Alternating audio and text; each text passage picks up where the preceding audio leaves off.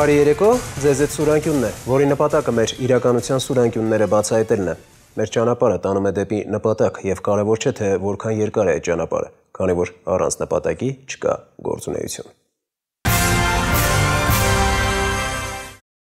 Հանրապետական, միջպետական եւ ներհամայնքային ավտոճանապարհների վիճակին բազմից ծանրադարձել ենք եւ օբյեկտիվության համար ներկայացրել բոլոր կողմերի կարծիքը։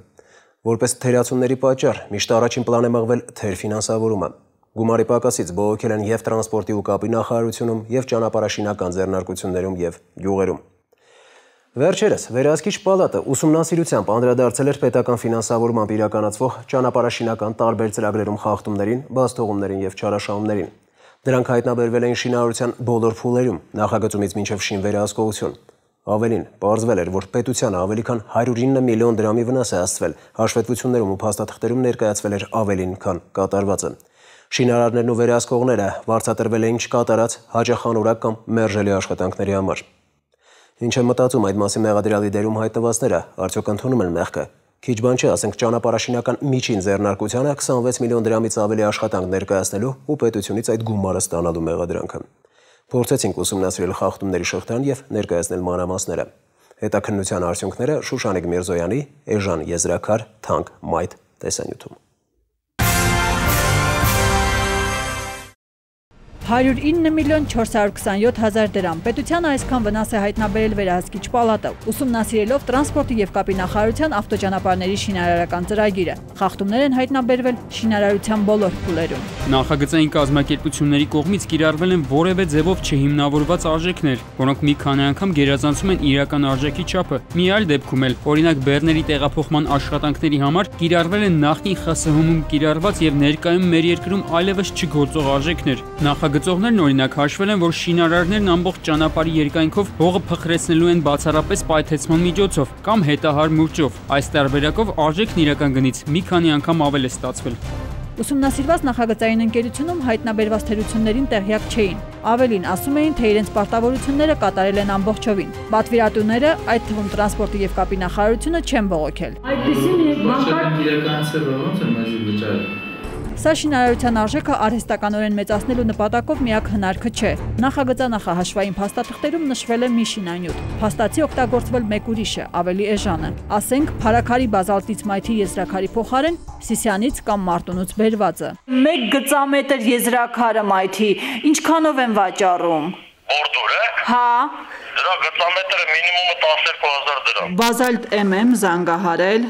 Այո։ Ձեր մոտ եզրաքարերը ինչ արժեն։ Մետրը 8000 դրամ։ Երևանում։ Ստացվում է փարաքարի բազալտից եզրաքարը առնվազն 50%-ով թանկ է մյուսներից։ Մայթին եզրաքար տեղադրելիս յուրաքանչյուր 1 մետրի հաշվարկով շինարարները գրպանել են 4000 դրամ պետական փող, 1 կիլոմետրում 4 միլիոն։ Խոսքը տվյալ դեպքում տասնյակ կիլոմետրերի, հետևաբար տասնյակ միլիոնների մասին է։ Սեփական շահից ելնելով խախտել են ճանապարհի ծածկույթի կազմը։ Կառուցապատողները խախտել են նաև ճանապարհի ծածկույթի բաղադրության հաստատված նորմերը։ Արդյունքում բոլոր տեսակի ճանապարհների եւ բոլոր կլիմայական գոտիներում կառուցվող ճանապարհների համար օգտագործվել է նույն ասֆալտ-բետոնյա խառնուրդը։ Եվս մեկ տարածված խախտում վերաբերվում է նախագծում նշված շինանյութը մեկ ուրիշով փոխարինելուն։ Ասենք, որոշ շինարարներ Հայաստանում նոր մետաղական խողովակներ չեն գտել։ Թեև հենց դրանց գինն են նշել մրցույթային հայտում, արդյունքում տեղադրել են օգտագործվածը, ավելի էժանը։ Թեև տեղեկատվական կայքերից մեկում մենք առանց դժվարության գտանք մետաղի խողովակների տեղի 2 արտադրողի եւ մի քանի ներկրողի տվյալ։ Պատվիրատուն կամ պաշատ չի վերահսկել շինարարությունը, կամ էլ չգիտես ինչու համարժեք չի նվազեցրել ֆինանսավորումը։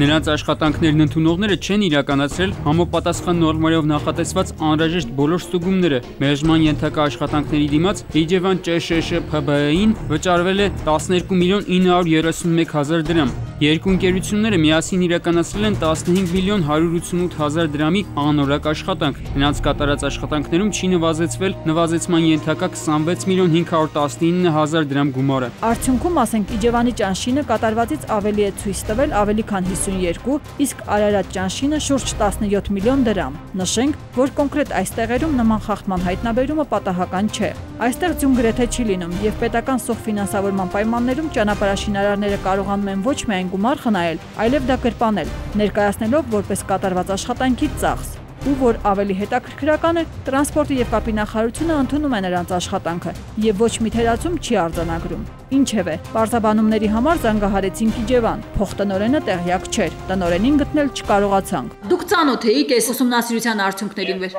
Չեմ քանի որ հետաքրքրություն եմ եղել, երեք որ զանգահարել գործադիր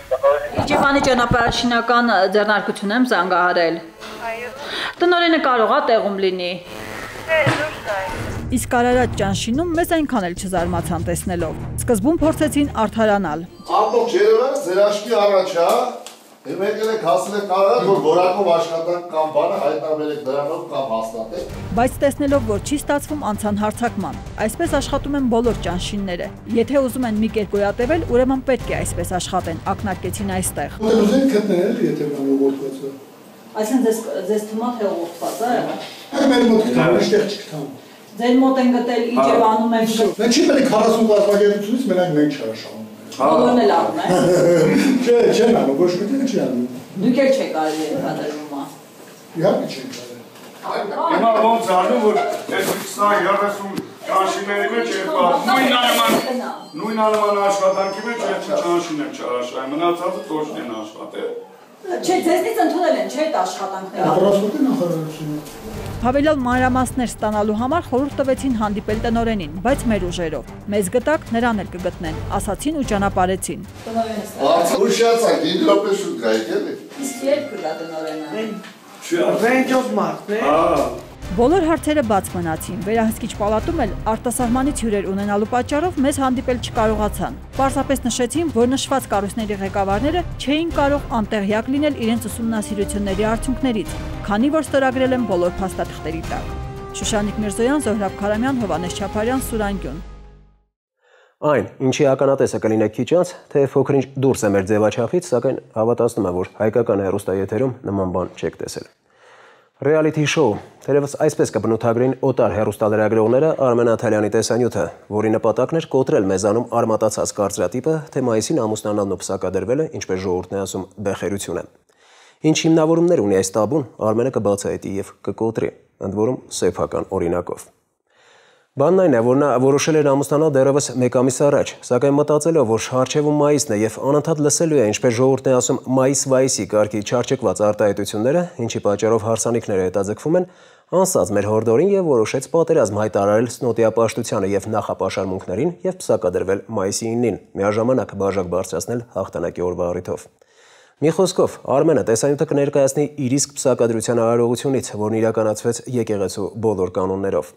Ինչ եմ շեշտում, քանի որ ի սկզբանե մտածում ենք, թե հեռուստադիտողներից շատերը կարծելու են, որ սա պարզապես շոու է։ Այդ իսկ պատճառով փսակադրության ծեսը եթեր հեռարձակելու թույլտվություն ստացանք եկեղեցու սպասավորներից։ Նաև կխոսի Ռոման Մանուկյանը, որը նույնպես ամուսնացել է մայիսին, երջանիկ է, ունի առողջ զավակներ։ Հետևաբար, անհիմն էին նաև այն մտայնությունները, թե իբր ով ռիսկի է գնացել ու ամուսնացել մայիսին, ամբողջ կյանքում տուժելու է։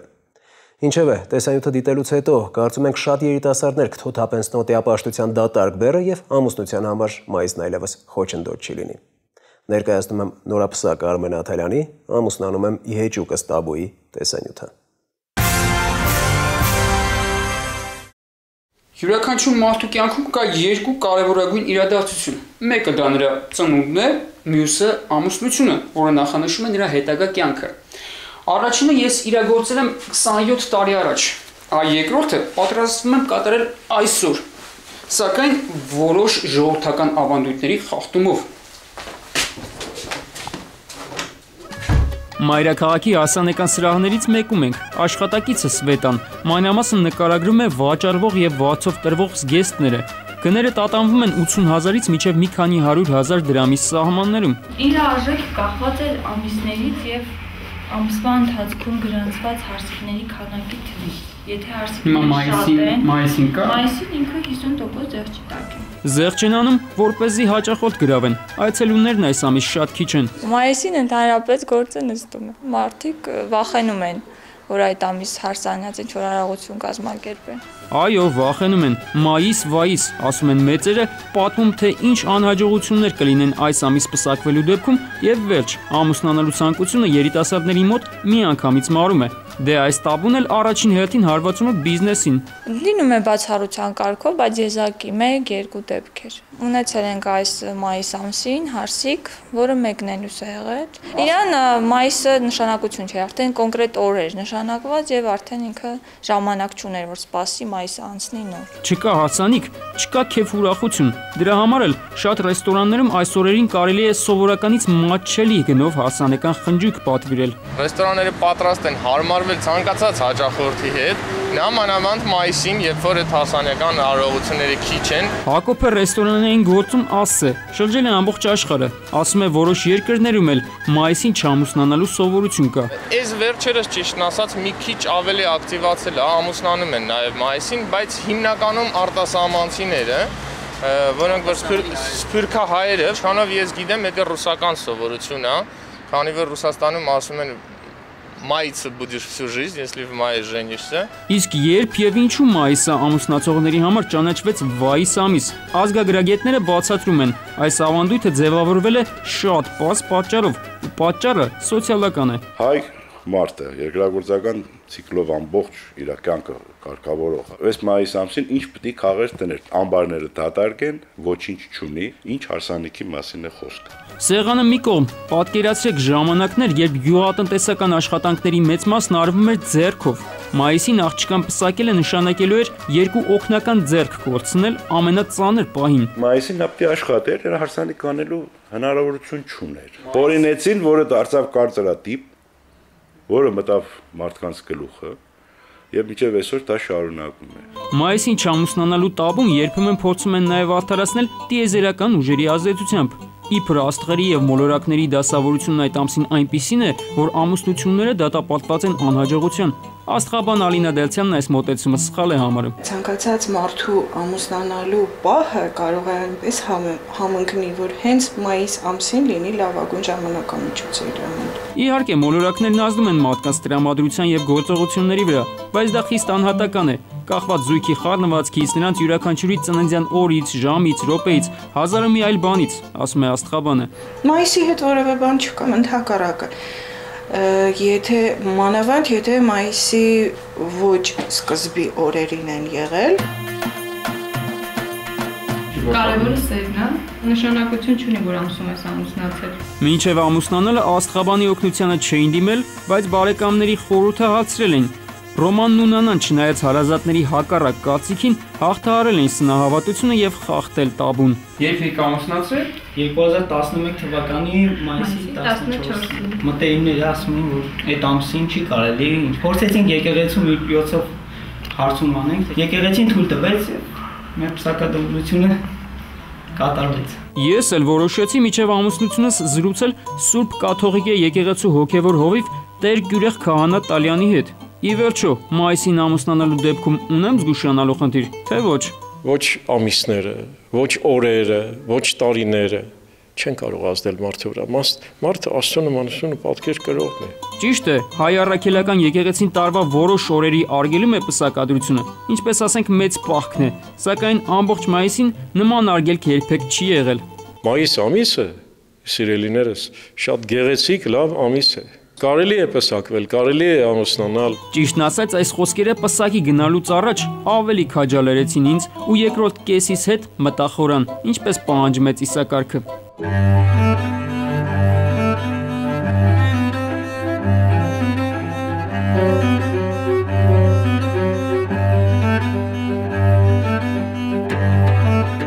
Խոստանում ես բոլոր հանգամանքներում մինչև մատ դեր եւ պաշտպան լինել այս օրիորդին, որ կինդ է դառնալու եւ հավատարմությամբ սիրել։ Այո, այլ Սուրբ Աստծո կամքը։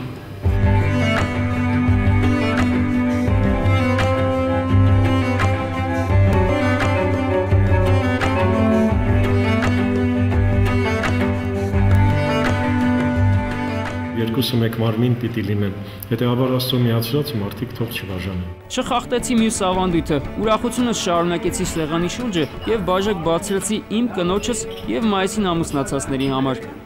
Ինչպես հասկացանք, կարևոր չէ թե տարվա որ ամսին ես ամուսնանում, որ շաբաթին կամ որ ժամին։ Կարևորը չսխալվես կեսի ընտրության հարցում։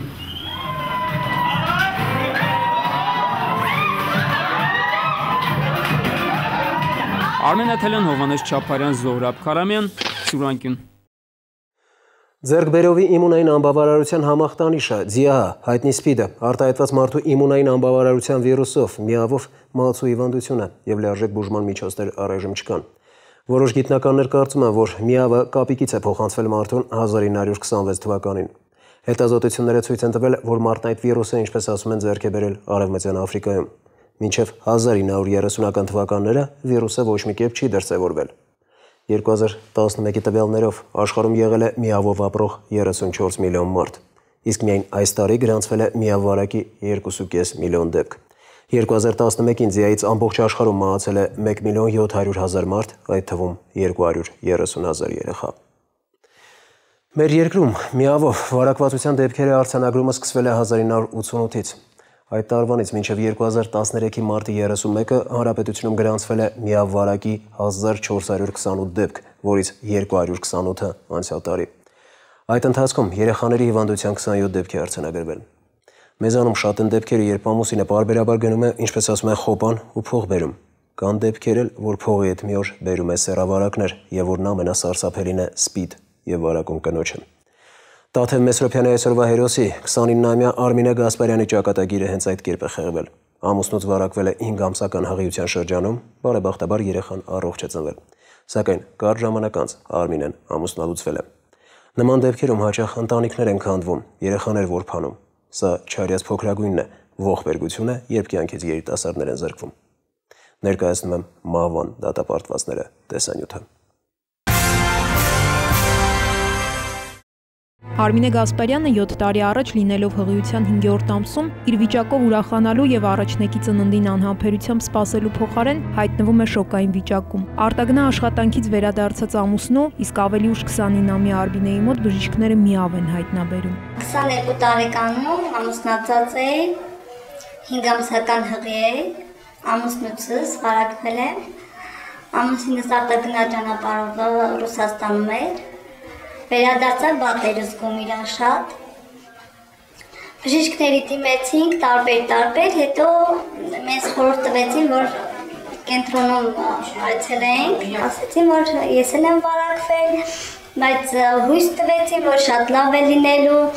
դեղեր եք ընդունելու երեխայի համար, կեսարյան եք անելու, երեխան ծնվեց առողջ։ Անգամ մահվան վախը սրտում Արմինեն մեղավորներ չի փնտրել, չի մտածել ամուսնուն լքելու մասին։ Մինչդեռ վերջինը չի գնահատել կնոջ մեծահոգությունը եւ սոցիալական խնդիրների պատճառով իրեն շատ ագրեսիվ է պահել, ինչն էլ 2 տարի անց դարձել է ամուսնալուծության պատճառ։ Այդ պահին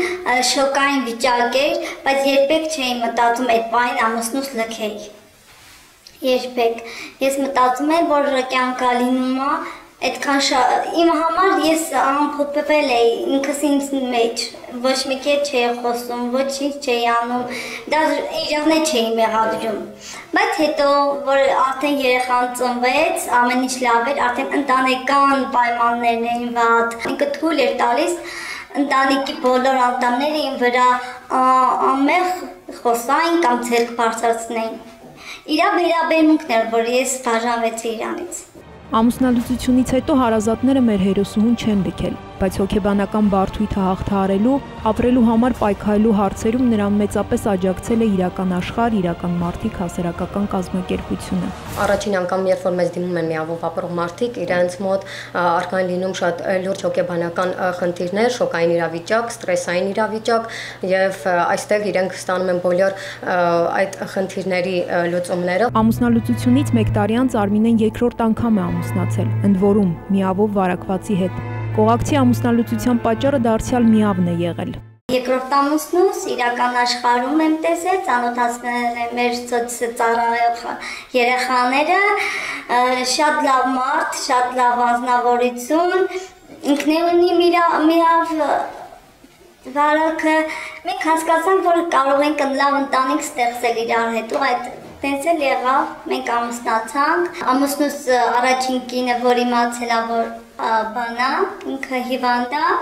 Նա չի հուսեցել իր հետ ապրի։ Երկրորդ ամուսնությունից հետո Արմինեն նորից աղջիկ է ունեցել եւ փառք է տալիս Աստծուն, որ երեխաներն առողջ են ծնվել։ Ավելին մտածում է ընտանիքը համալրելու մասին։ Երկու իմ երեխաներն են առողջ են,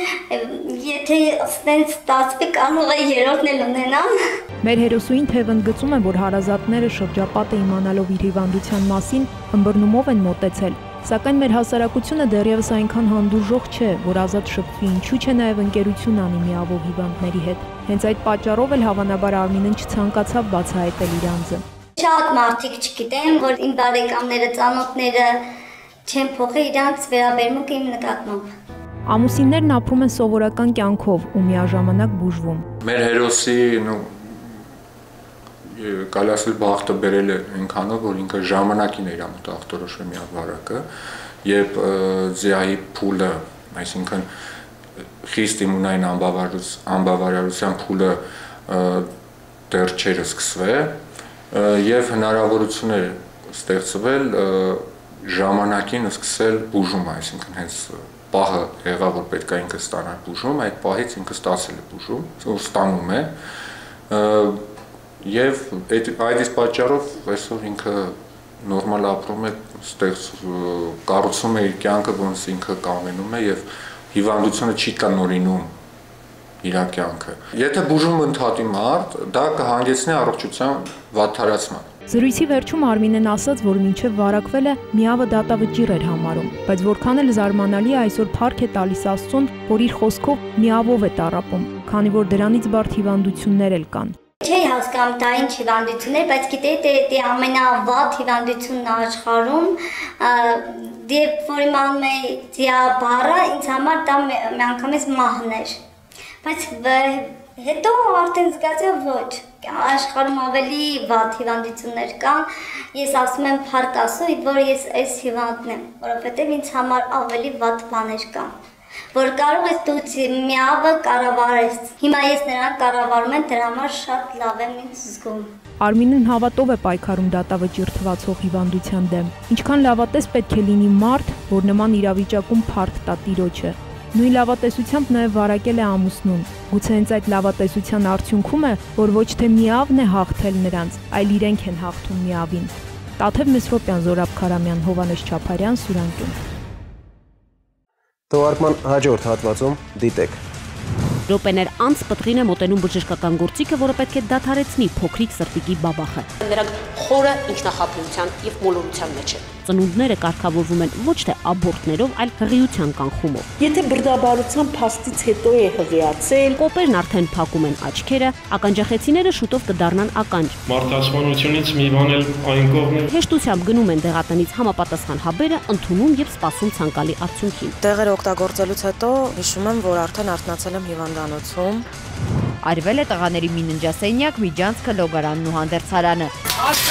Մեսկոմ, ժողովուրդ։ Հրդեհը ուշ է հայտնաբերվել, այլապես չէր մոխրանա այդքան տարածք։ Այստեղ ունեք այդ անվտանգության այդ տվիճը, այստեղ կա։ Պարզվում է մանկատան կրակմարիչները ժամկետն անց են։ Կարող է ծանր հետևանքներ առաջացնել։ Մտածել են, թե իրենց ընկերներից մարդ է մնացել սենյակում։ Երեխաները մեր մոտ որ չեն կարող քայլել։ Մեր պատահական այցը տարբեր օբյեկտներ զարմացրեց ու զայրացրեց աշխատակիցներին։ Նախ ես կին եմ, ես դրանից չեմ հասկանում։ Ընդամենը 3 վայրկյանում հրդեհի կամ ծխապատ գոտու գոյացման ահազանգ է ուղարկում։ Եթե այստեղ այրվում է ինչ-որ բան, ինչպես կարելի է սենյակից սենյակ մտնել։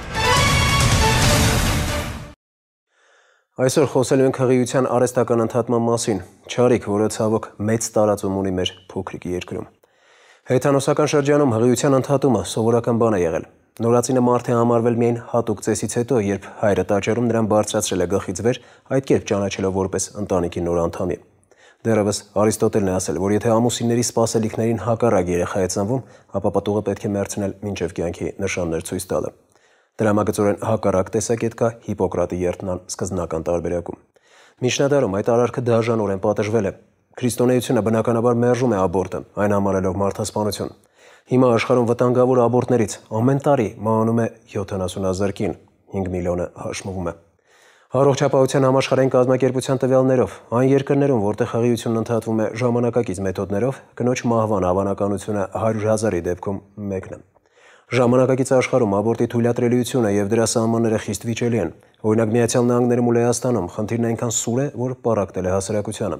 Իսկ Հունգարիայում 2011-ին ընդունված սահմանադրությամբ մարդու կյանքը սկսում է բեղմնավորումից եւ փաստորեն աբորտը հավասարազոր է սպանության։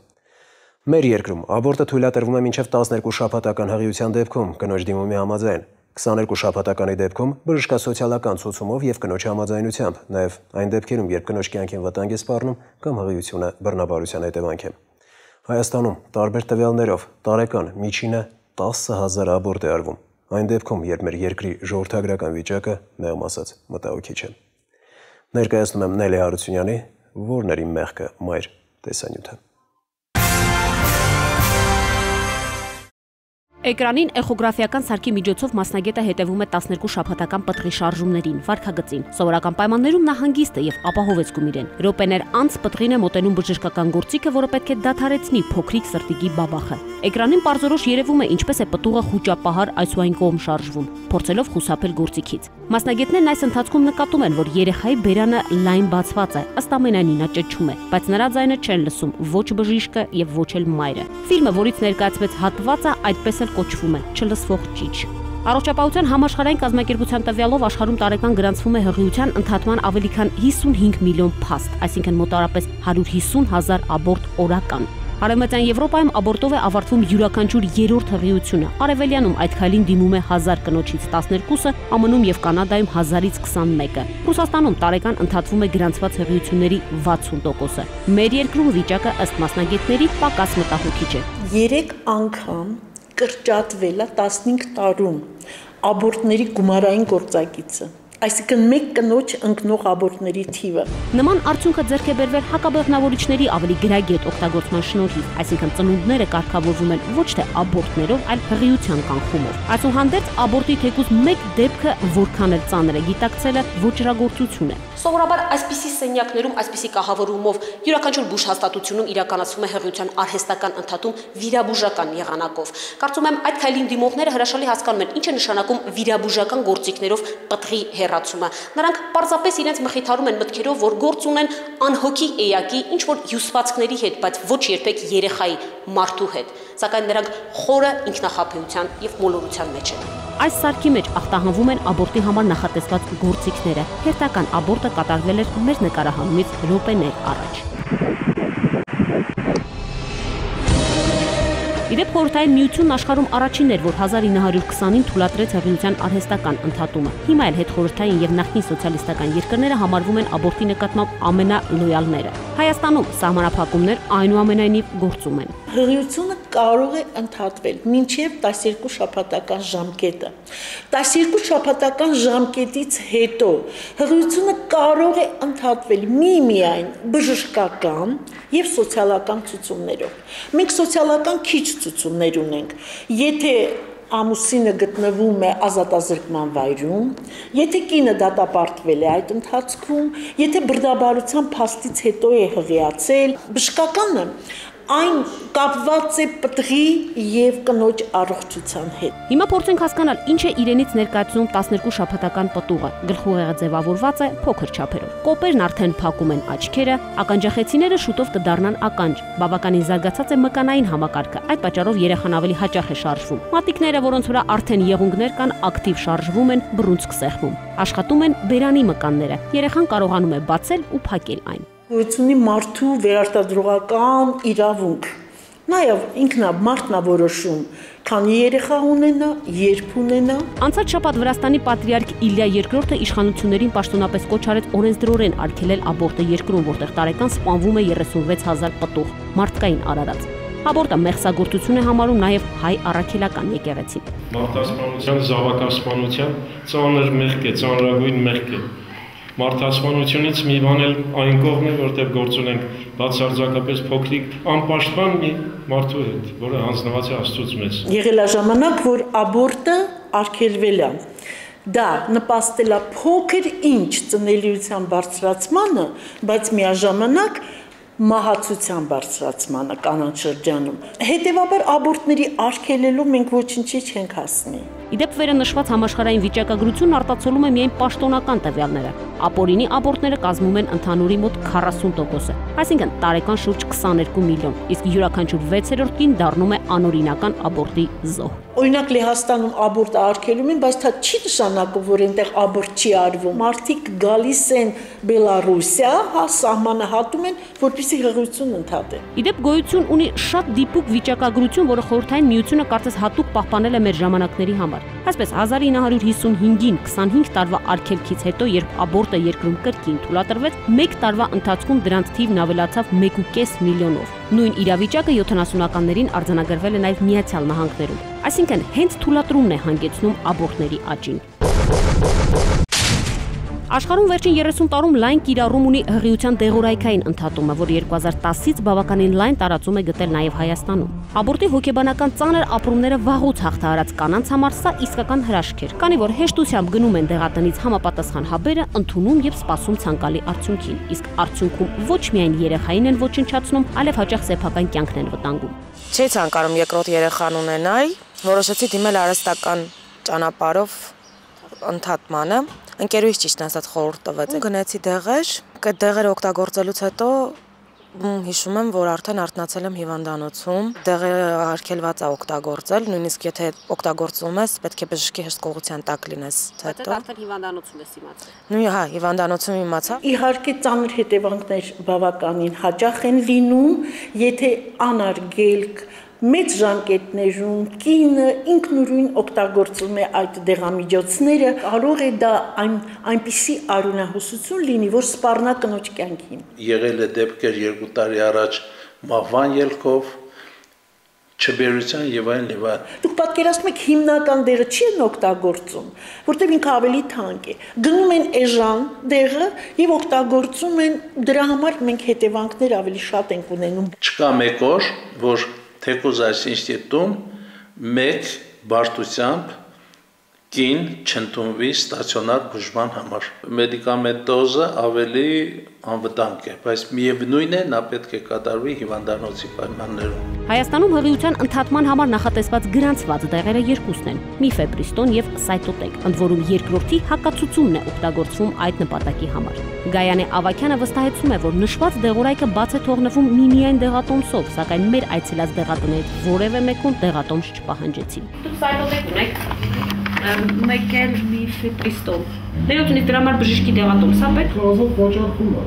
Դեղատոմս պետք չէ, չէ դրա համար, այդ ազատ վաճառքում։ Սայտոտեկը ազատ վաճառք ունի, պրոստը բժիշկներն նշանակում են շատ է, որովհետև մեկը կանացոտ արյունահոսություն է։ Այս պահին մեր համար առաջի խնդիրը տվյալ պրեպարատի դուրս գրումն է դեղատներից միայն դեղատոմսերով։ Դեղատոմսով թե ոչ դեղորայքային, թե վիրաբուժական միջամտությամբ, հին թե նորագույն մեթոդներով աբորտը միևնույն է մնում է դաժան ու սառնասիրտ սպանություն։ Ինքնախապեյությունը միայն թեթևացնում է մեղքի զգացումը, բայց չի փոխում արարքի էությունը։ Աբորտի պաշտոնական թույլտվությունը տասնամյակների ընթացքում ջախջախել է կին մայր կոչվածի կերպարը։ Փաստացի նա կյանք տվող է, բայց նաև կյանք ոչնչացնող։ Եթե այսօր որևէ կին մտափոխվի եւ չընդհատի հղիությունը, կհամարենք, որ այս ռեպորտաժը փրկեց առնվազն 1 չծնված երեխայի կյանք։ Նելի Հարությունյան, Հովանես Չապարյան, Զոհրաբ Քարամյան, Սուրայգին։ Երբ անցած շաբաթ խոսեցինք Մարի Իզմիրլյան մանկատանաբռնկաց հրդեհի մասին, գիտեի, որ հակահրդեհային պաշտպանության թեման լուրջ ուսումնասիրության կարիք ունի։ Տեղի ունեցածը նորից վկայում է հակահրդեհային կանոններին մարդկանց անտեղյակության մասին, չնայած դրանք արտակարգ իրավիճակների նախարարության պետական հրդեհային եւ տեխնիկական անվտանգության տեսչությունը բազմիցս է ներկայացրել։ Խոսենք օրինակներով, կարդում եմ. Հրդեհների կանխարգելման համար վարչակազմի եւ աշխատակիցների ջանքերը պետք է ուղղված լինեն նաեւ հնարավոր հրդեհների շիջման համար նպաստավոր պայմանների ստեղծմանը։ Եվ ինչ, մանկատան հրդեհի ժամանակ կադրում տեսանք, Շամշյանը գոռում է, թե բացեք դարպասները, որ հրշեջ մեքենան մտնի, պատասխանում են բանալի չունենք։ Իսկ դա նաև նշանակում է, որ մանկատան աշխատակիցները չեն իմացել հրդեհային անվտանգության կանոնները, դրան էլ գումարվել են խուճապը, երեխաների հանդեպ պատասխանատվությունը ու մանկական հաստատությունը կանգնեց փաստի առջև։ Կարևոր պայմաններից են նաև տարհանման մշակված պլանով մարդկանց տարհանումն ու խուճապը կանխելու համապատասխան միջոցառումների ձեռնարկումը։ Հարց է առաջանում. Ինչ միջոցառումների մասին է խոսքը, եթե մարդիկ նույնիսկ տեղյակ չեն տարհանման պլանից։ Այս ցանկը կարելի է շարունակել ու շարունակել, ու եթե Աստված մի արասցե լինեին ողբերգական հետևանքներ, պատասխանատուն համարվելու էր միայն մանկատան ղեկավարությունը, քանի որ գոնե հակահրդեհային կանոններին ծանոթացնելը իրենց գործն է։ Ու այս պայմաններում ավելի է կարևորվում մանկատան աշխատակիցների սխրանքը, որ մերկ ձեռքերով պայքարում են կրակի դեմ եւ փրկում շենքում մնացած հիվանդ երեխաներին։ Առանձին եւ շատ հրատապ թեմա է նաեւ պատուհանների ճաղավանդակները։ Դրանք լուրջ խոչընդոտ են հրշեջների համար։ Որ դեպքերում է դրանց արկայությունը պարտադիր եւ ինչպես պետք է տեղադրված լինեն։ Նաեւ այս հարցերի պատասխաններն է փորձել գտնել Հերմինե Բաղդասարյանը, որն անսպասելի այցելել է մի քանի հաստատություն, բարձելու արդյոք պահպանվում են հակահրդեհային կանոնները։ Ինչևէ, կարծում եմ Մարի Իզմիրլյան մանկատանը տեղի ունեցածը դաս կլինի բոլոր հիմնարկ ձեռնարկությունների, ինչու չէ նաեւ բազմաբնակարան շենքերի բնակիչների համար։ Ներկայացնում եմ կրակից քշվածները տեսանյութը։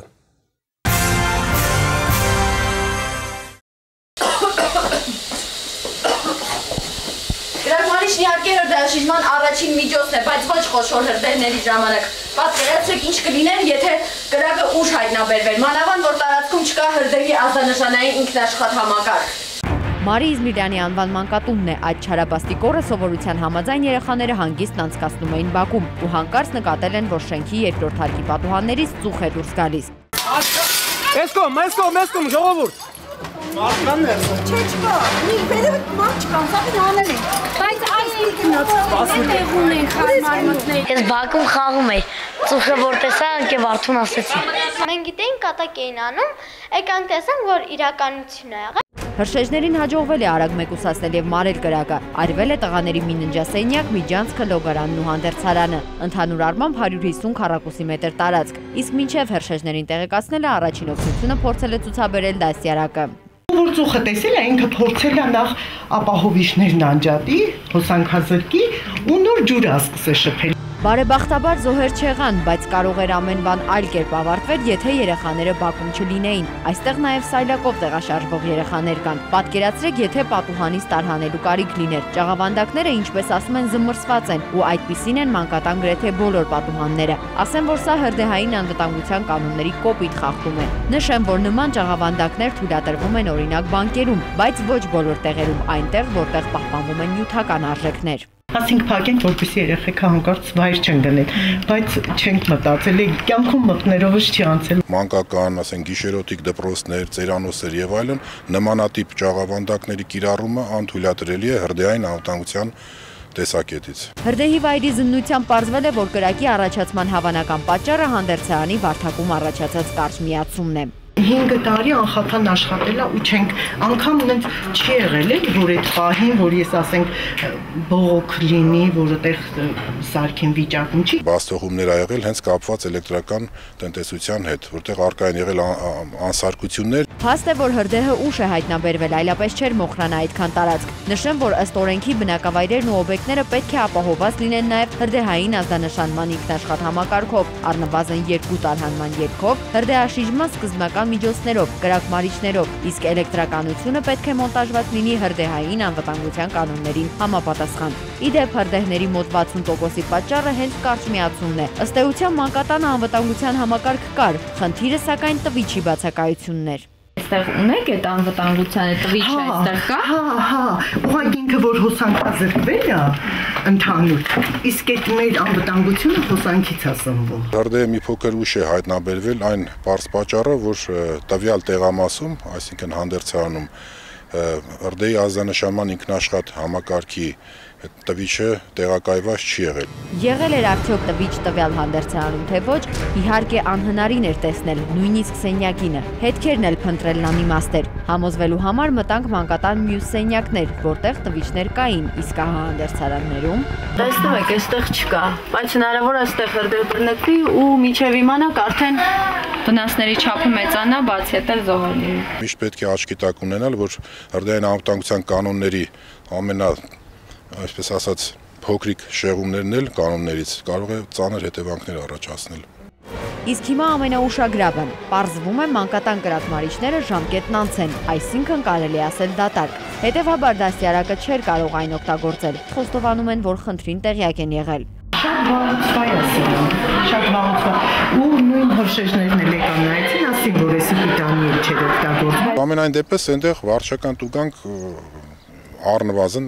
կիրառվի։ Կատարվածից բացի պատկերացրեք փոքրիկների հոգեվիճակը, որոնք մտածել են, թե իրենց ընկերներից մարդ է մնացել սենյակում։ Կան երեխաներ մեր մոտ, որ չեն կարող քայլել, դրա համար մտածեցի, որ երեխա մնացել է մեջը, պես լացում էի։ Սա այն դեպքն է, որը պիտի մեկ անգամ եւս զգուշացնի մեր բոլոր տնօրեններին, բոլոր հաստատությունների ղեկավարներին, որպեսզի առավելագույնս զգուշ լինեն եւ պաշտպանեն բոլոր անվտանգության բոլոր կանոնները։ Վնասի չափը դեռևս ճշտված չէ, հետաքննությունն էլ կպարզի հրդեհի բում պատճառը։ Իսկ մինչ այդ սոցիալնախարարությունից տեղեկացրին, որ երեխաներին արդեն ապահովել են անհրաժեշտ հույքով եւ իրերով։ Մոխրացած սենյակը նորոգելու ցանկություն են հայտնել նաեւ բարերարները։ Փառք Աստծո, այսօր մեր բյուջեի միջոցները հնարավորություն տալիս են, որպեսզի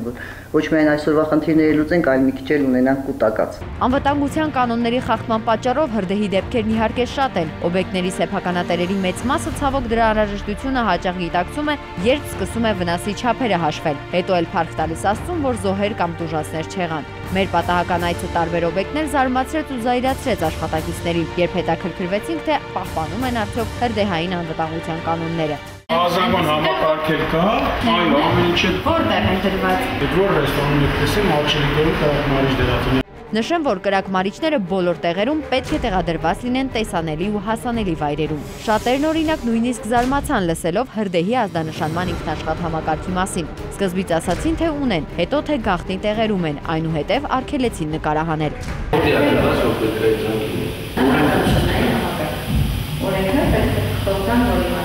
Այստեղ էլ աշխատակիցը չկարողացավ ստույգ պատասխանել ու նույնիսկ ցույց տալ որտեղ է անվտանգության համակարգը։ Ասեմ, որ դրանք հիմնականում ամրացված են լինում առաստաղին։ Ամենայն դեպս մենք նման բան չնկատեցինք։ Դե իսկ կրակմարիչների մասին խոսելն արդեն ավելորդ է։ Նախ ես կին եմ, ես դրանից չեմ հասկանում։ Եթե հրդեհ լինի, ինչ կապ ունի կին է, թե տղամարդը։ Ես տեղյակ չեմ, որտեղ ես դրանից չեմ էլ հասկանում անգամ։ Բայց պիտի հասկանաք, չէ՞։ Պարտադիր չի։ Իդեպ արտակարգ իրավիճակների նախարարի հրամանով կանոններում ավելացվել է եւս մեկ կարևոր կետ, ըստ որի օբյեկտները պետք է համալրված լինեն SOS Systems հակահրդեհային ավտոմատ համակարգով։ Այն տվիչների միջոցով ընդամենը 3 վայրկյանում հրդեհի կամ ծխապատ գոտու գոյացման ահազանգ է ուղարկում 911-ի օպերատորին, այսինքն բացառվում է մարդկային գործոնը։ Շեշտկարարը դեռևս դեպքի վայր չհասած գաղափարակազմում ինչ ուղիներով պետք է մոտենա եւ ինչ շինության, ինչ տեսակի շինության հետ գործ ունի։ Սա տվյալ օֆիսի, տվյալ գրասենյակի աշխատանքային հատակագիծն է,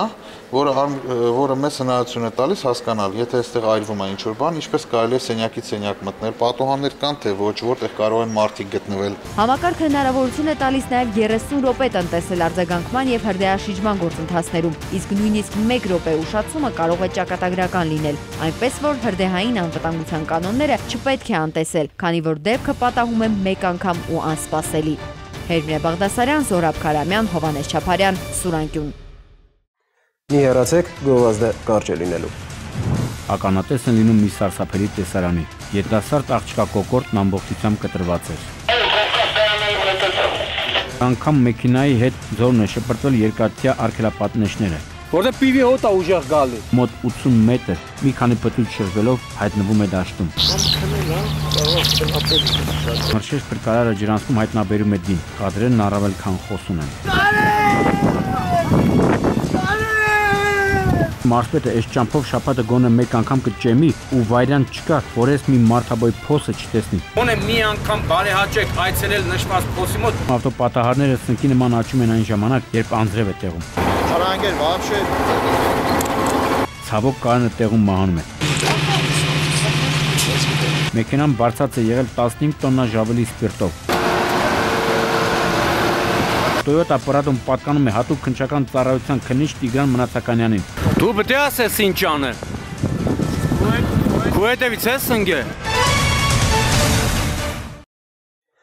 Նախորդ թողարկմանը ներկայացրինք մայիսի 2-ին Եղեգնավան գյուղի Կախանով կոչվող ջրանցքում հայտնաբերված մեքենայի եւ ջրահեղձ եղած 23-ամյա Թովմաս Արաքելյանի դաժան պատմության մանրամասները։ Նշել ենք, որ Արաքելյանը ծառայում էր Ռուսաստանի սահմանապահ զորքերում եւ որ վթարի պատճառը ամենայն հավանականությամբ արագության գերազանցումն է եղել։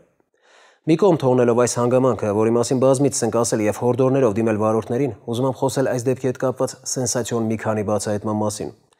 Պատկերացնում է 23-ամյա Արաքելյանը մեքենայում մենակ չի եղել, այլ ծառայեկից երկու ընկերների 25-ամյա Արմեն Կարապետյանի եւ 29-ամյա Կարո Բարսեղյանի հետ, որոնք զգալով վերահաս վտանգը վթարից բառացիորեն վայրկյաններ առաջ հասրել են դուրս թռչել մեքենայից։ Նյութերի նախապատրաստման ընթացքում նաև պարզվել է, որ ղեկին ոչ թե Արաքելյանն է եղել, այլ Կարապետյանը, ու երբ մեքենան հայտնվել է ջրանցքում, Արմենն ու Կարոն փորձել են օգնել ընկերոջը, սակայն չեն կարողացել, եւ երբ համոզվել են, որ թողմասը մահացել է, հեռացել են դեպքի վայրից եւ այդ մասին լռել, մտածելով, որ երբ հայտնաբերվի ավտոմեքենան, իրավապահները կմտածեն, թե թողմասը միայնակ է եղել եւ չի կարողացել դուրս գալ ջրանցքում հայտնված մեքենայից։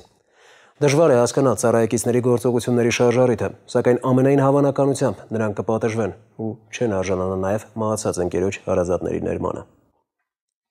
Անցած շաբաթ հերթական ավազակային հարձակումը գրանցվեց Կոտայքի մարզում, թեպետ Շամշյանը չի անդրադառնա այս թեմային դեպքի վայրում չլինելու պատճառով, սակայն չխոսել չեմ կարող։ Եթե հիշում եք, մոտ 2 ամիս առաջ այս մարզում հարձակման են ենթարկվել ամուսինները, որոնց պատմությանն անդրադարձել ենք։ Այս դեպքում հարձակման ձեռագիրը գրեթե նույնն է եղել, իսկ զոհը 50-ամյա Արմենուհի Սիմոնյանն էր, որի բնակարանից դիմակավորված եւ զինված 3 ստահակ տարել են 500,000 դրամ, $650 եւ ոսկե այրեր։ Ընդ որում նաև այնքան ցինիկ են գտնվել, որ երբ տուժածը նրանց ասել է, որ Աստծո դատաստանից չեք խուսափելու, ողջագուրվել են կնոջ հետ եւ հեռացել։ Հուսանք, որ իրավապահներին կհաջողվի կարճ ժամանակում բացահայտել ուսանող 2 երեխաների մոր Թալանի հետ կապված պատմությունն ու բացի Աստծո դատաստանից կճաշակեն նաև երկրային դատաստանի դառը պտուղները։ Շաբաթվա քրեական քրոնիկոնը, դժբախտ պատահարներն ու ավտովթարները Գագիկ Շամշյանի դատաստանը չի ուշանա տեսանյութում։ Այս շաբաթ դաժան ու սահմռկեցուցիչ սպանություն տեղի ունեցավ Երևանում։ Մայիսի 8-ին արտակարգ իրավիճակների նախարարության օպերատիվ կառավարման կենտրոն քաղաքացիներից ահազանգ է ստացվում, որ Արզումայնյան 20 աշենքի 3-րդ հարկի բնակարանից ծուխ է դուրս գալիս։ Կարճ ժամանակում թիվ 7 հրշեջ փրկարարական ջոկատը 2 մարտական հաշվարկով նշված վայրում էր, ու կրակը չեզոքացնելուց հետո մարճակալին հայտնաբերում են երիտասարդ աղջկա Դ։ Առաջին տպավորությունը այն է լինում, թե աղջիկը մահացել է ծխախեղտ լինելուց, սակայն ծուխը անցնելուց հետո ականատես են լինում մի սարսափելի տեսարանի։ Երիտասարդ աղջկա կոկորդն ամբողջությամբ կտրված էր։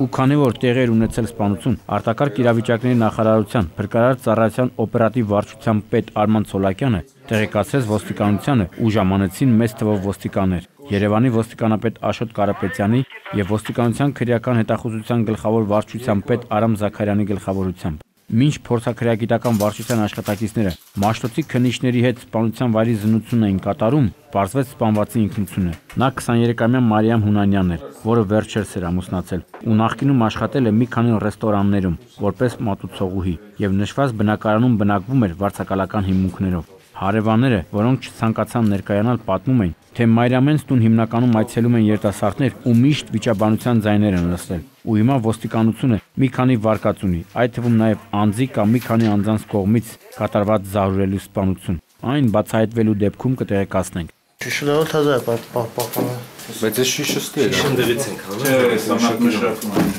Մինչ սպանության վայրում նկարաններ է անում, տեղեկացա, որ ողբերգական ավտովթար է տեղ ունեցել Վայոց ձորի մարզում։ BMW-ի երիտասարդ վարորդը դուրս է եկել ճանապարհի երթևեկելի գոտուց, բախվել երկաթյա արգելապատնեշներին եւ մոտ 30-ից 50 մետր շրջելով հայտնվել ձորակում։ Հիշում եք, Սուրանկյան նախորդ թողարկումներում քանիցս հայտնել ենք, որ որոշ ճանապարհներին բացակայում են երկաթյա եւ բետոնե արգելապատնեշները։ Այս դեպքում սակայն դրանք առկա են եղել, ու Երևանի բնակիչ 22-ամյա Գարեգին Ղազարյանը այնպիսի արագությամբ են ընթացել, որ անգամ մեքենայի հետ ձորն է շպրտվել երկաթյա արգելապատնեշները։ Վթարի հետևանքով վարորդը մահացավ, իսկ երկու ուղևորները տեղափոխվում են Եղեգնաձորի հիվանդանոց, ու մինչ այս պահը բժիշկները պայքարում են նրանց կյանքի համար։ Հարվածն էլ այնքան ուժգին է եղել, որ մեքենայի գազի բալոնը հայտնաբերեցին մոտ 30 մետր հեռավորության վրա։ Իդեպ վարորդին եւ ուղևորներին, որոնք դուրս էին շպրտել մեքենայից, քաղաքացիներն ու Եղեգնաձորի հրշեջ փրկարարական ջոկատի տղաները հայտնաբերել են մեքենայից դուրս։ Այս ավտոմեջ պիվա բան ա եղե։ Պիվա։ Որտե պիվի հոտ ա ուժեղ գալի։ Նույն օրը տեղի ունեցավ ողբերգական մեկ այլ վթար, այս անգամ Կոտայքի մարզում։ Մերսեդեսի 30-ամյա վարորդ Սամսոն Հովանեսյանը Ողջաբերդ գյուղից դեպի Հացավան տանող ճանապարհին ոլորանապտույտ հատվածում դուրս է գալիս երթևեկելի գոտուց եւ մոտ 80 մետր մի քանի պտույտ շրջվելով հայտնվում է դաշտում։ Վարորդին նույնպես նախորդ դեպքի նման հայտնաբերել են քաղաքացիները, մեքենայից դուրս մահացած։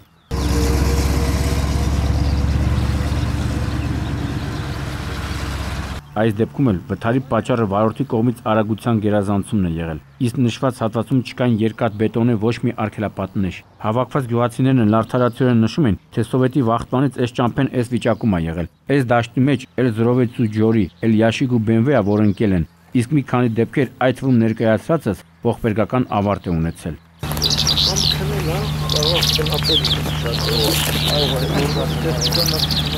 Արդեն համոզվել եք, որ հետամուտ ենք ներկայացված նյութերի հետագա ընթացքին։ Անցյալ շաբաթ ներկայացրեցինք Արարատի մարզի Կախանով ջրանցքում տեղի ունեցած ողբերգական ավտովթարի մասին, երբ Վեդիի հրշեջ փրկարանները ջրանցքից դուրս էին բերել Օպելը, որի մեջ հայտնաբերել են 23-ամյա Թովմաս Առաքելյանի դին, որը ծառայում էր ՌԴ սահմանապահ զորքերում որպես ավագ հրաձիգ։ Տեղում սահմանապահ զորքերի պատասխանատուները հայտնել են, որ մահացածը մեքենայի միայնակ է եղել։ Մինչդեռ օրեր անց նույն սահմանապահները պարզում են իրականությունը, որ Առաքելյանը ուղևոր է եղել, իսկ մեքենան վարել է Արտաշատի բնակիչ 25-ամյա Արմեն Կարապետյանը, ու բացի Առաքելյանից մեքենայում եղել է նաև Վեդիի բնակիչ 29-ամյա Կարո Բարսեղյանը։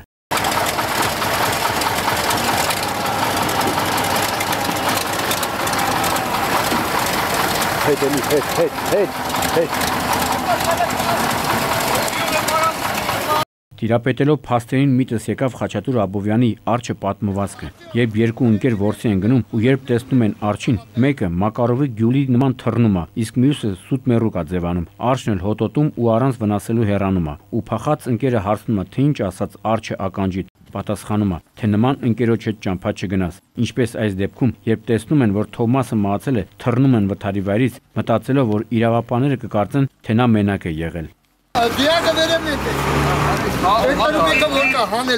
Առհասարակ այս շաբաթը լարված էր փրկարանների համար։ Տո Սյունիքի, Տո Վայոց ձորի, Արարատի, Կոտայքի մարզն էլ վրադի։ Եթե նախորդ դեպքերում հրշեջ փրկարաններն էին առաջին դերերում, ապա Եղվարդում նրանց միացավ նաև ջրասուզակը։ 20 կիլոմետրից ավելի այդ փոշոտ ու քյամբախ ճանապարհներով Եղվարդի գերեզմանների մոտով հոսող կանալի երկայնքով որոնողական աշխատանքներ էին տարվում։ Ազանգ էր ստացվել, որ Եղվարդի բնակիչ 25-ից 30 տարեկան Կարենը կովին արածացնելու ժամանակ նկատում է, որ կովը հայտնվել է ջրանցքում, ու երբ նա փորձում է կովին դուրս բերել, ջուրը տանում է նրան։ Դու որ գնացիք ավելի լավ, արդյոք ձեր շարունակա իրանց հետևից չտար։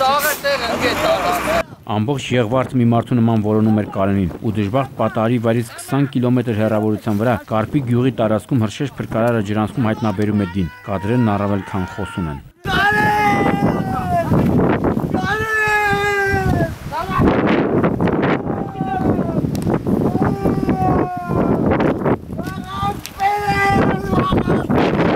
Ողբերգական այս դեպքը տեղի չէր ունենա, եթե ջրանցքի երկայնքով տեղադրված լինեին պաշտպանիչ արգելապատնեշներ, ու սա առաջին դեպքը չէ, որ ունենում ենք մարդկային կորուստներ։ Գաղտնիք չէ, որ ջրի հոսքի համար պատկան մարմինները այն օգտագործողներից ստանում են խոշոր վարձեր, ու հետաքրքիր է, այդ գոյացած գումարները ինչ են անում։ Արտնացրեք ձեր խիղճը ու գումարներից մի փոքր մաս ուղեք արգելապատնեշներ տեղադրելու վրա։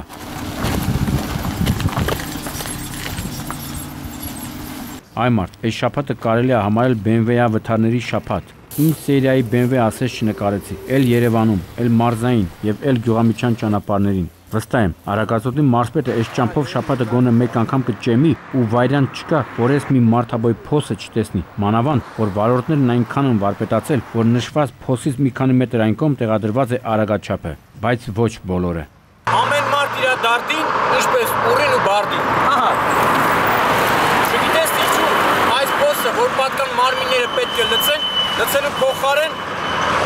ուռեն ու չորչուրն են։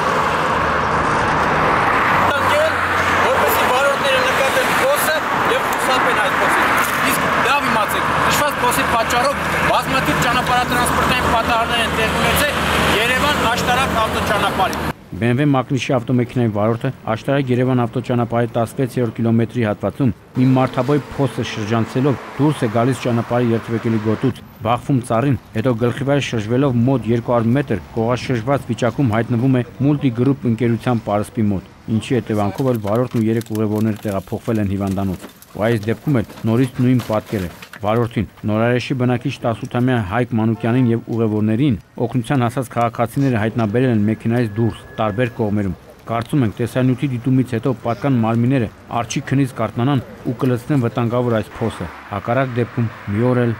Հարգելի Արագածոտի մարզպետ, նշված տարածքը պատկանում է ձեզ։ Ոչ թե միայն ձեզ, այլ նաև կապի եւ տրանսպորտի նախարար Գագիկ Բեգլարյանին։ դուք եք պատասխան տալի այս մայրուղիների համար։ Գոնե մի անգամ բարեհաճեք այցելել նշված փոսի մոտ եւ հնարավոր է ձեր հանձնարարականով այդ փոսը քարտ ժամանակում փակվի։ Հակառակ դեպքում մի օր էլ հնարավոր է դուք այդ փոսի հետևանքով վթարի ենթարկվեք։ Հետո մենք լուսաբանենք, ասենք, լրագրողներն ընկան պետական չինովնիկների հետևից։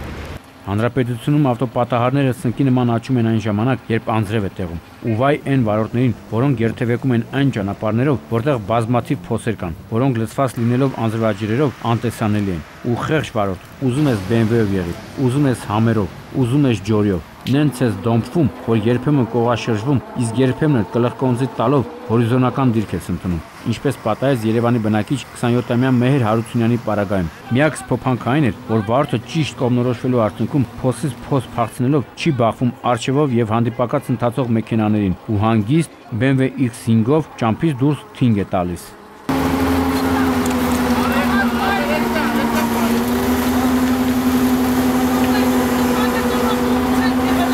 Բարեբախտաբար վարորդը վնասվածքներ չստացավ, իսկ հավաքվածներն ասում էին, թե Մեհեր ջան, գնա վաղ բռնողի մոտ։ Տնաշենն մոռացել եք այդ սատանա բայղուշ վաղ բռնողներին։ Մեհեր, ավելի լավ է իմ օրինակով, երբ հոսանքահարվել է, գնա եկեղեցի ու մոմ վառի։ Իսկ վթարի վայրում աշխատող հետաքննիչ Գրիգոր Կիրակոսյանը լրիվ ցեխավիկ էր դարձել, մինչև գոտկատեղը հայտնվելով ցեխերում։ Արանգեր, вообще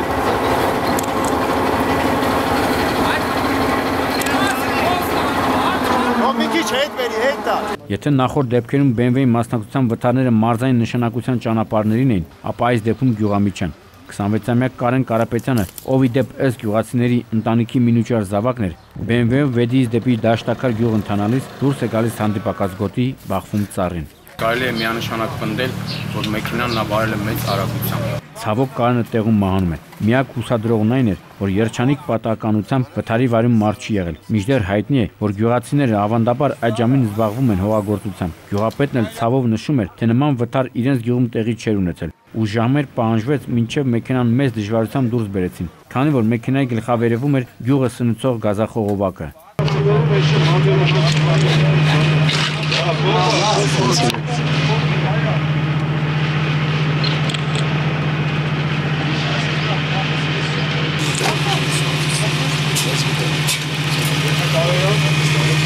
Իրանի քաղաքացու վերնատարը, որը բարձած է մոտ 15 տոննա ժավելի սպիրտով, դեռևս անհայտ պայմաններով կողաշրջվել է։ Այն, որ օտարերկրացի որոշ վարորդներ խամ են մեր ճանապարհներին, հաստատ է, քանի որ երբ վթար են ենթարկվում, դեպքի վայրում աշխատող քննիչին հասկացնում են, թե առաջին անգամ ենք այս ճամփեքով անցնում։ Օտարերկրացիների մասնակցության բազմաթիվ վթարներ են լուսաբանել, ու հիմնականում բեռնատարների։ Հիշում եք, երբ նախորդ թողարկումներից մեկում ներկայացրեցինք սնունդով բարձած եւ կողաշրջած բեռնատարի դեպքը։ Այս անգամ, ինչպես արդեն նշեցի, մեքենան բարձած է եղել 15 տոննա ժավելի սպիրտով։ Իրանի քաղաքացի 42-ամյա Սայեղ Մուրթազա Բասիլ Իհաթը Մեխրի Կապան միջպետական ավտոճանապարհի 76-րդ կիլոմետրի հատվածում Քաջարան գնացող ճանապարհին վարելով Scania Magnishi մեքենան կորցնում է կառավարումը, դուրս է գալիս հանդիպակաց գոտի ու կողաշրջվում։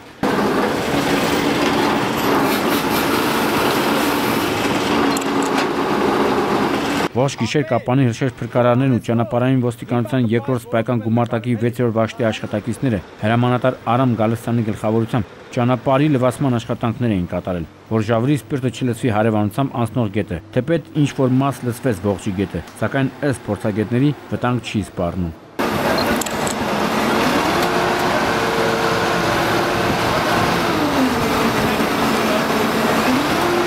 Հիմա եթե ասենք վարորդը մինչև վարդապետի խազը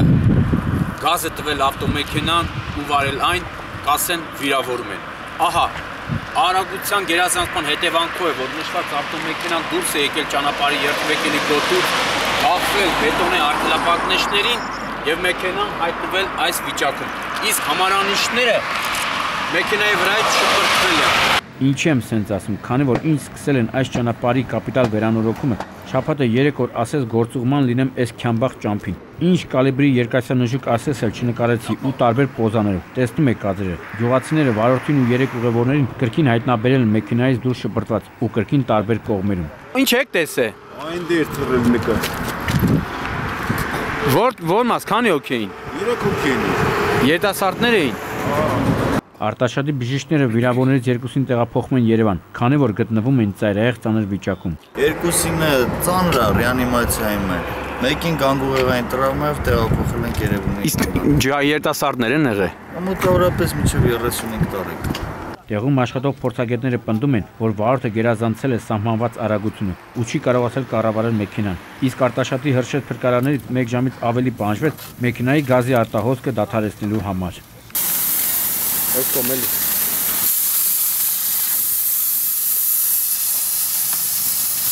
Երիտասարդների մի խավ կա, որ երբ պապայից նվեր են ստանում գեր ժամանակակից երկաթյա նժույգ, ծովը դառնում է ծնկներից։ Իրեն համարում է աս վարորդ ու ոտը գազին դրած, աչքին էլ ոչինչ չի երևում։ Երևանի բնակիչ 23-ամյա Արմեն Հովհաննիսյանը Գոլդոտ 85-888 համարներով BMW X5-ով Պաուլ Սևակի փողոցում մեքենաների եղերն է անում։ Բախվում է Toyota-ին ու Volkswagen-ին ու հետո կլխկոնձի տալով գլխիվայր հայտնվում ճանապարհի մեջտեղում։ Մինչ հետաքննիչը վթարի վայրի սխման էր գծում, գլխկոնձի տված հերոսը իր ընկերների հետ համոզում էին, թե շամշանք չլինի չտեսնելու տասես վթարը, իսկ երբ մերժում ստացան, դամբարանում պարկած Լենին պապու օրինակով մատը ցցեց վերև, ու իմ խորհուրդը նրան նմաններին, չնկարվելու համար մի ստեղծեք նման վթարներ, ու ինձ էլ մի ընձեռնեք այն լուսաբանելու հնարավորություն։ Դու պետք է ասես ինչ անը։ Քո հետևից ես ընկե։ Հա, բայց ես Լենինի նման ձեռդ տնգում։ Դու էր մնացե պակաս։ Իդեպ տեղում պարզեցի, որ Toyota Prado-ն պատկանում է հատուկ քննչական ծառայության քննիչ Տիգրան Մնացականյանին, որը ոչ միայն չէր խոչընդոտում, այլ մերժեց մի քանի սապոնվող ջահելների համարները հանելու վերաբերյալ հորդորը։ Մինչդեռ վթարի հերոսը մինչև գայի տղաների ժամանումը համարանիշները հանել էր։ Էրնեք սրան, լրիվ խակ ուղեղով երիտասարդ վարորդ։ Գագիկ Շամշյան, Սուրանկյուն։ Այսքանը սիրենք իրար, քանի որ բարոյական յուրաքանչյուր կանոնի չափանիշը սերն է ու ամենակարևորը մարդ լինենք։ Դա ամենադժվար մասնագիտությունն է։ Կհանդիպենք մայիսի 19-ին ժամը 22-ին։ Լույս և հոգու ջերմություն բոլորիս։